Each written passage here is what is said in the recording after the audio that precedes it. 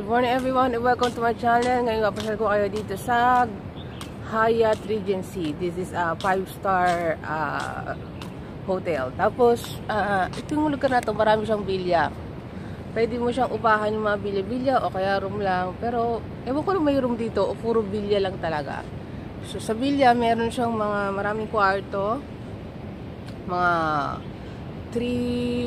1, 2, 3. Tatlong kwarto. Tapos na malaking sala. Malaking sala. May sariling swimming pool.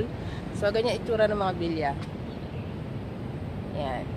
Yan. Meron. Ewan ko kung may mga kwarto rin dito. Pero dito kami nagstay. Sa Bilya 1 at saka sa Bilya 2. Ayan. Sa Bilya 2 to. Tapos ayan may mapa doon. Ayan. Pupunta tayo dito sa may gilid. Masyadong malaki to. Napakalaki.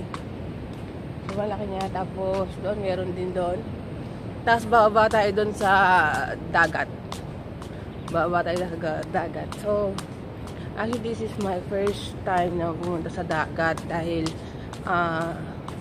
yung first and 2 days namin na it's raining, so the weather is not good, so hindi kami makakagala. Itong lugar na to is very good for surfing. Kasi because sobrang tataas ng mga waves ng dagat. Ayan, dada tayo. Kaya dito ako pupunta. Ayan, baba. Yan. Ito yung way yung punta doon sa dagat. Ayan, nakasinelas tayo ngayon. So, pwede tayo dyan. Sobrang dangerous para sa mga hindi marunong mag-swimming. Pumunta doon sa dagat dahil sobrang malulunod ka eh. So, huwag natin subukan yun. O kahit agwasa. May bantay dito, kaso, syempre, hindi mo 24 hours andyan yan para pituhan ka at malisin ka sa dagat. Syempre, iba. Mga turista, mga curious talaga yan.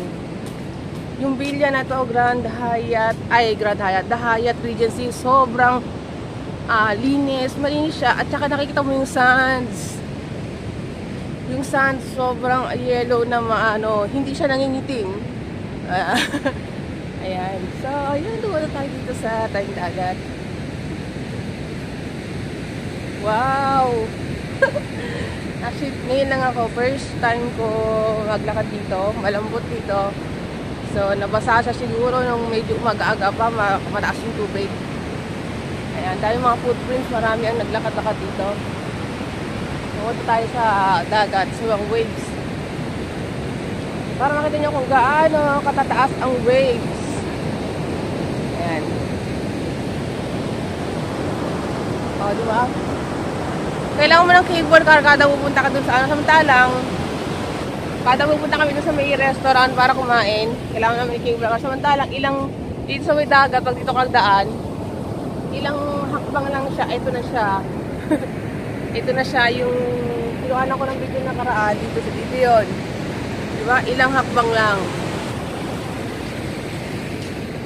Dahil good for surfing to, nakita nyo, doon sa kapila, merong mga surfing board. Kasi merong nga nagtuturo dito kung gusto nyo kumuha ng surfing class.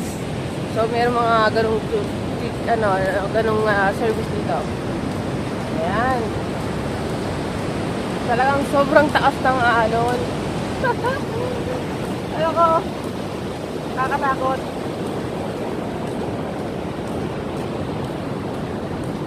Ayan o. Grabe yung alon. Tapos, ito yung ayan.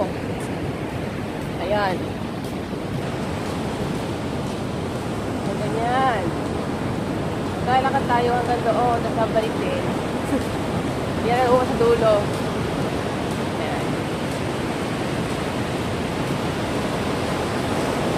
Bali, isang lugar to, tapos marami silang restaurant. Doon yung buffet restaurant. Diyan nakakain na kami doon ng dinner, diyan banda. Tapos sa may gitna, yung banda na to, nakakain na kami ng lunch diyan. Ang daming mga dito, may mga maintenance. Kaya laging malinis yung lugar. Ayan. Pati yung mga halaman, di magagaling mag-inan yung mga vitamins. Kasi, at saka yung, napansin ko sa Vietnamese guys, mas kung kumpara sa mga Pilipino, napansin namin, mas maliit ng konti ang mga Vietnamese na lalaki kaysa sa mga Pilipino. Pero medyo hawig din ng mukha. Ayan. So, ito yung sasabi sa'yo na ayan, surfing board. O, nakita nyo, grabe. Nakakatakot talaga yung mga alon, no? Tapos, doon, banda sa dulo doon, merong statue. Kagabi, nagpunta kami doon. Para siyang, kung hindi ako nagkakamali, if I'm not mistaken, yun yung sinasabi ng driver noon na there's a Monkey Mountain. Tapos sa mountain na yun, isipin mo, ang tagal namin na nilakbay yun, na binayahe, napunta sa taas. Na maraming pala doon na akala mo, mga hotel din, hotel na magandang puntahan din. Dahil, parang mysterious place siya. Ayan. Tapos meron sasakay ka sa elevator nila na bababa doon na isa lang. Umakit kami ng bundok, galing sa may statue na yun. Umakit kami na galing ng bundok doon, tapos bababa ka, tapos yung kainan pala, yung restaurant na kakain sa Dalamaison, sa may tabing dagat. So, kailangan bumaba doon. Maganda yung lugar, napakaganda. Ayan, yung pwede nyo subukan dito sa Danang. So, yun. Sa Danang, Vietnam. And then, napansin ko rin sa kalsada, guys.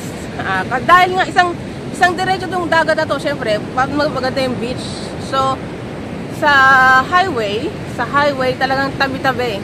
Tabi-tabi yung bar, tabi-tabi yung food spa, tabi-tabi yung mga hotel. So, talagang maraming mga apartment o hotel na pwedeng pang tourist talaga yung lugar. So, ganun talaga. Talagang parang nakaset up talaga ng lugar na to para maging tourist spot. Ayan. So, marami na mabibili ang kunyari siguro doon na hindi ganun kamahal yung rent or hotel rent, ganun. Ayan, so babalik na tayo. Grabe, ang ganda. Mas maganda sa Thailand to. At ang balita ko, mas mura dito sa Vietnam kaysa sa Thailand. Kasi nagpunta kami ng Thailand, halos yung dagat, kapareho lang kami malapit sa amin sa Naik. Medyo maitim-itim yung sands. O diba, kung gusto mo ng mga tipo Siargao, Boracay, yung mga dating nga dito, naghahanap ko sa yung bansa Vietnam, ito, sa Danang, sa Grand Regency. Dito mo makikita, kahit hindi mo sa Grand Regency, kasi ibang lugar eh. Kasi masyado ring malaki yung